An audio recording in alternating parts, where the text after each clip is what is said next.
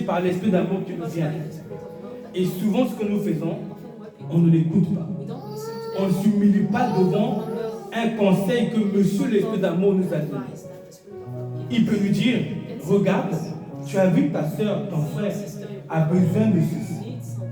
Mais nous, comme l'amour s'approche de nous avec une voix douce, agréable, respectueuse, quasiment timide.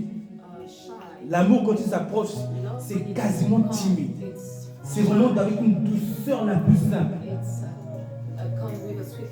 Quand les réflexions d'amour viennent, elles ne viennent pas forcément en disant « Hey, tu dois aimer ton prochain. Regarde, tu as vu ?» Ça ne martèle pas notre volonté. Ça caresse notre volonté de façon à ce que notre action soit faite en toute liberté et non par contrainte. Parce que toute action, tout conseil qui, comme je dirais, agresse notre volonté dans les pensées, ça vient un peu du coup comme s'imposant. Du coup, souvent quand on s'incline, c'est parce que cette pensée s'est approchée agressivement. Et ça, c'est surtout ce que Dieu ne fait pas. Dieu peut le faire en fonction des niveaux, des grades, hein, dans la marche avec Dieu. Par exemple, quand il y a une chose, par exemple, pour les chants là-bas, comme l'homme de Dieu a reçu, moi je l'ai reçu avec ordre. Est-ce qu'il l'a reçu? Moi c'est avec ordre. Il m'a donné un ordre direct. Est-ce que je sais? On a avancé dans une certaine relation. Quand quelque chose est important, il vient me dire directement. Du coup, mais ça c'est pour un ordre, une action ministérielle par exemple. Mais quand il s'agit de m'amener à faire une œuvre juste, Dieu ne vient pas comme s'imposant. Il veut que l'action juste soit vraiment, pour qu'elle soit juste, il faut qu'elle soit vraiment volontaire. Pour que ce soit volontaire, il va venir avec la douceur et des caresses et quasiment timidement. Et du coup, souvent, c'est quand nous en sentons des pensées, des réflexions en nous qui viennent timidement que souvent nous nous méprisons. Alors que cette petite réflexion qui s'approche dans la douceur, dans le calme, dans le respect, ou timidement, c'est la réflexion, c'est la voix du Dieu Tout-Puissant qui essaie de nous ramener à marcher avec lui. Mais il veut juste créer le volontariat dans le cœur, en respectant notre libre arbitre, en disant par exemple, et si tu faisais ça pour ta sœur? Et si tu l'appelles pour prendre des nouvelles? Vous voyez, vous êtes en train de travailler, vous êtes stressé, vous roulez sur l'autoroute, voilà. Que ce chat se bidonne, il y a un chat de peur. Alors, vous roulez sur l'autoroute, vous sentez qu'il y a une réflexion qui vous dit, et si tu appelais, ou si tu, vous voyez? Et souvent, quand on est stressé, on est occupé, on méprise ça. On dit, mais j'ai tout à faire, je ne suis pas disposé, ce n'est pas le moment. Alors que c'était la voix du Dieu Tout-Puissant. Et du coup, pourquoi est-ce que nous rejetons cette voix qui s'approche en toute douceur? Parce que nous manquons d'humilité devant l'amour. Parce que, vous savez, c'est facile de respecter quelqu'un qui vient, qui s'impose. Oui, toi, tu fais ça, c'est tout. Un papa qui dit, c'est comme ça, c'est tout. Point, c'est facile de respecter, parce qu'il y a de la frayeur. Mais un papa ou une maman qui dit, ah mon enfant, j'aime pas quand tu fais ça, en souriant. L'enfant va voir la douceur, le sourire, va ne pas considérer ce que la maman a dit par exemple. Parce que son approche est douce, respectueuse, et elle est humble. Et ça c'est l'homme charnel, et c'est pour ça que je parle de l'humilité devant l'amour. Considère attentif au moment où les instructions qui nous amènent à aimer s'approchent de nous. Gardez cette humilité. Reconnaître que toute pensée positive qui nous vient dans l'esprit, elle vient du Dieu Tout-Puissant. Même si ça vient avec douceur, respect, calme, sans nous agresser, c'est le Dieu très haut qui est en train de parler. Dans l'Ancienne Alliance, quand il s'est apparu devant Moïse et le peuple, il est apparu avec des éclairs, des tonnerres, la montagne étant embrasée. Et il a fait peur. Le peuple a dit à Moïse, Moïse, on ne veut pas que Dieu se révèle à nous comme ça. Parce que Dieu voulait se révéler à ce peuple pour leur montrer qu'ils ont vraiment le vrai Dieu. Et ils ont dit, Moïse, toi-même approche-toi de Dieu pour entendre ses paroles. Parce que nous, on ne peut pas supporter la puissance de sa gloire. Ça, c'est, on va dire que c'est l'action de Dieu qui essaie de communiquer avec les hommes. Depuis l'extérieur des hommes. Mais puisque Dieu habite en nous maintenant, si Dieu nous parlait avec la même manière, on va tous mourir directement. Comme Dieu nous aime, puisqu'il est amour, il nous parle de la douceur. Il nous conseille de la douceur. Il nous exhorte à la justice de la douceur, dans le respect. Méfiez-vous de la voix qui vous parle souvent à faire du bien aux autres. Ou à vous repentir de votre mal. Qui nous encourage à être quelqu'un de bien, de droit. Qui nous donne des conseils, ça ne dit pas ça, tu risques de blesser. Tu risques de heurter la sensibilité de l'autre. Mais souvent, il le fait dans la petite voix douce, paisible, respectueuse, timide. C'est Dieu. C'est Dieu.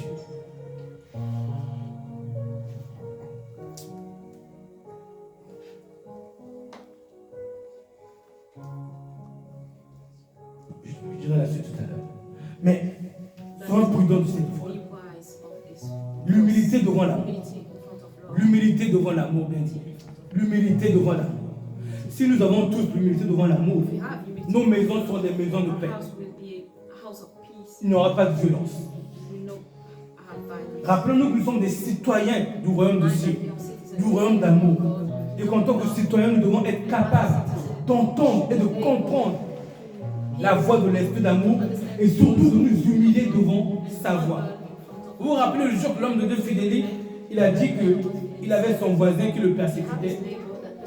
Et il a dit qu'il a vu quelque chose pour lui faire mal. Il a dit, j'ai vu ça. Il a dit, bon, je laisse tomber celui-là. Il pensait au message. Il s'est repenti. C'est Monsieur l'amour qui l'a conseillé dans sa conscience.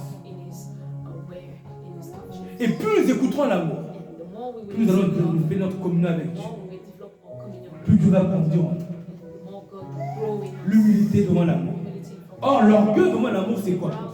Oui, je sais que ce qu'on me donne comme conseil dans la pensée de la conscience, je sais que c'est bien, mais je fais ceci. Ça, c'est l'orgueil devant l'amour. La Bible dit que Dieu résiste aux orgueilleux. Il fait grâce aux hommes. L'orgueil devant l'esprit d'amour, c'est toute action ou pensée ou réflexion que Dieu nous donne envers le bien-être de quelqu'un, que nous nous rejetons. Nous ne nous humilions pas pour dire oui, sinon je le fais. Nous savons que Dieu est amour, mais nous résistons à la pensée d'aimer qui vient. Et autre chose, regardez, quand Monsieur l'amour vient nous parler, il ne va pas dire il faut, tu sais, tu devrais acheter ça pour un tel.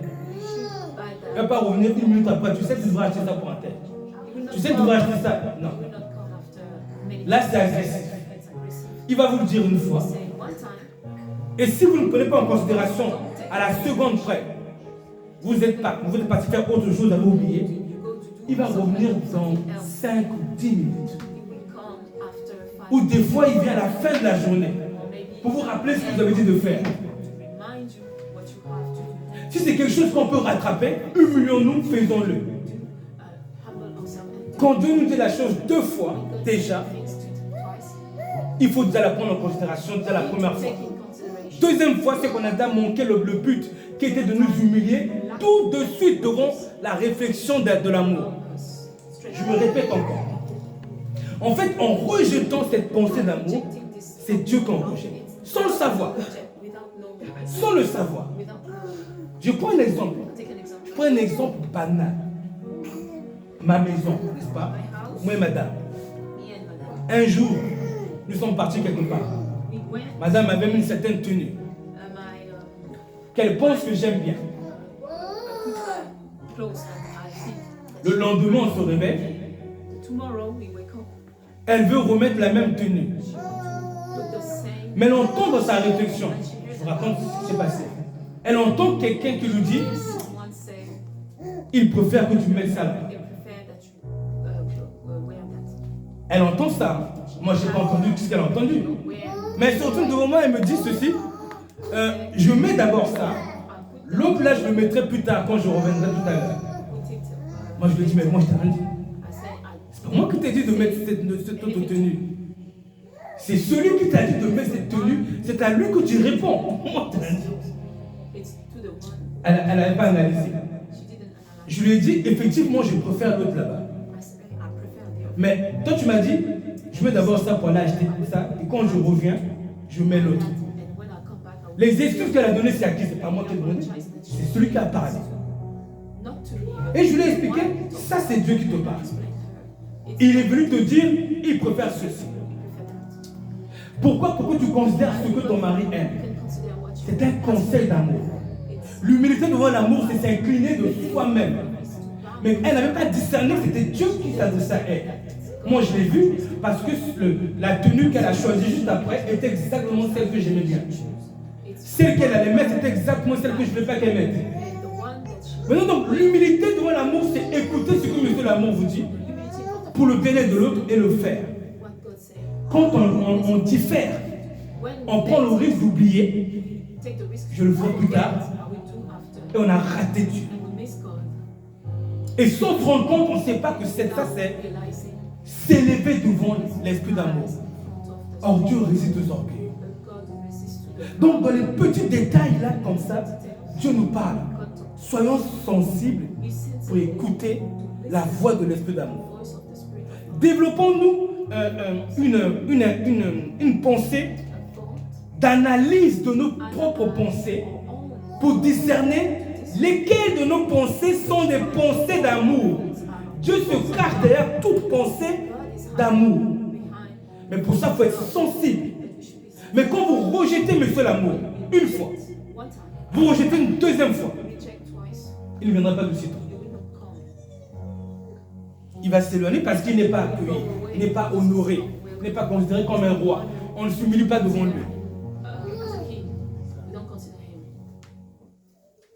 Donc comprenez bien que chacun de nous doit s'humilier devant l'esprit d'amour. Et chacun de nous doit analyser dans ses pensées qui lui donne cette sagesse-là. On se donne une pensée pour faire du bien à quelqu'un. Qui t'a donné ça? Tout ce qui est pour le bien-être de quelqu'un, à 90%, c'est Dieu. Parce que Dieu est amour. Alléluia. Que Dieu nous prête la grâce d'avoir cette sensibilité.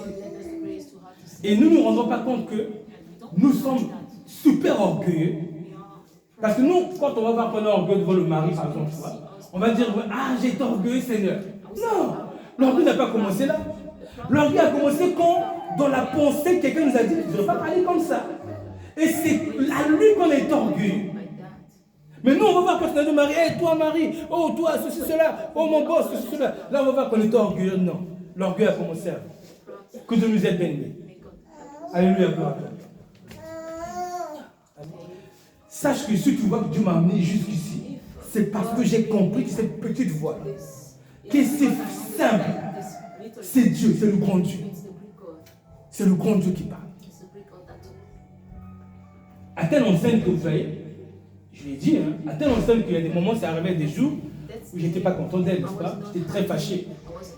Je suis très fâché. L'heure d'aller au travail, mais je pars au travail fâché. Regardez ce que Monsieur Lavon me donne comme conseil. Il m'a donné un conseil, ce n'est pas un ordre. C'est-à-dire qu'en vrai, c'est un ordre, mais l'approche est un conseil. C'est ça que j'essaie de dire. Les ordres de Dieu, souvent, s'approchent comme des conseils, mais c'est un ordre. Voilà ce qu'il m'a dit. Dans mon cœur, hein, lors de partir au travail, je pars fâché. Je pars, j'arrive devant la porte, il me dit, au moment de sortir, tu attrapes ta femme, tu la joues, tu lui fais un gros bisou de la joue, et tu pars. Mais est-ce que j'étais dans l'émotion? Est-ce que j'étais disposé à faire ça? Non. Mais j'ai reconnu que c'est lui. Dites-moi, ça peut être que qui ça? Tu es fâché contre ta dame. Quelqu'un te donne une idée, en partant, tu lui fais un bisou, tu pars. C'est qui? Analysons, c'est qui? C'est l'ennemi, hein? Il veut que tu fasses un bisou à ta femme. Non, il veut que tu ne sois pas content. Alors ce que j'ai fait en partant, elle n'a même pas compris pourquoi, parce que j'étais fâché. Je l'ai attrapé. Allez, je suis parti. Mais sans le savoir, Dieu crée une nouvelle atmosphère de la maison à travers cette action-là. Du coup, le souvenir des offenses disparaît juste par cette action-là. Mais si je n'avais pas obéi, Si je m'étais levé devant Monsieur l'amour qui m'a dit, fais un câlin à ta femme en partant. J'allais revenir à la maison, n'est-ce pas comme ça, non? On me rappelle ce qui s'est passé. Je m'assois à table. N'est-ce pas? Alors que par cette action, Dieu a nettoyé. L'humilité devant l'esprit d'amour. Alléluia, gloire à Dieu. Que Dieu nous bénisse, amen. Père éternel. Seigneur Dieu, je prie qu'à moi, à chacun de nous ici, nous soit donné cette humilité devant toute réflexion d'amour. Ce cœur pour s'incliner, pour ne pas résister à ta voix si douce, si agréable, si respectueuse. Aide-nous à avoir l'humilité de nous incliner. Aide-nous à prendre conscience que c'est le grand Dieu qui nous parle derrière les petits conseils justes que nous avons dans nos consciences. Aide-nous à nous y incliner. Père, je te bénis. Père, je te bénis de nous donner cette grâce, cette faveur, cette humilité. Au nom de Jésus-Christ, Seigneur. Si je peux conclure sur un point, je te reste aussi. Comment est-ce que tu enregistres, pas grave. Comment l'islam s'est développé dans le monde? Par la violence, n'est-ce pas? Ok. Et ils sont partout dans le monde. Les parents qui ont été forcés à se convertir ont aujourd'hui des enfants qui sont devenus de vrais croyants. Mais pourquoi il est difficile pour Jésus d'amener quelqu'un à la repentance? Parce que Jésus passe dans le respect du vis-à-vis de chacun. Et Jésus passe dans la petite voix qui nous parle, qui nous donne un bon conseil. Et souvent cette voix elle est très méprisable. J'insiste sur ça parce que le Seigneur me dit d'insister sur ça. Elle est méprisable parce qu'elle s'approche tout doucement. Et du coup, nous la méprisons plus facilement. Tandis que ce que Dieu veut que nous comprenions aujourd'hui, c'est le grand Dieu qui est en train de nous parler. C'est le Tout-Puissant qui nous parle. Dans une fréquence respectueuse. Pour que sa voix, pour que notre décision, notre action soit faite en toute liberté. Et ceux qui partiront au ciel, c'est ceux qui vont marcher avec ça. Si Dieu parle doucement, c'est seulement parce qu'il respecte le libre arbitre de chacun. C'est seulement parce qu'il ne veut pas agresser. Il veut des conversions véritables, justes, sincères. Il ne veut pas quelqu'un qui, on lui sort une épée, convertis-toi, il dit oui, je me convertis. Il ne veut pas quelqu'un qui, Dieu dit, alors toi, tu n'avais pas vu que je suis le grand Dieu tout-puissant? Regarde ma puissance, regarde mon bras, j'ai fait tout, convertis-toi. Ah oui, comme c'est toi, je me convertis. Il ne veut pas que ça, c'est pas la conversion, ça. Ça, c'est de la peur, ça, c'est de la manipulation. Ce qu'il veut, c'est la sincérité. Et c'est ces personnes-là qui vont ramener au mariage éternel. Ceux qui s'abaissent devant sa petite voix, qui est un ordre, mais qui s'approche de nous comme un simple conseil d'amour. Alléluia, gloire. Amen.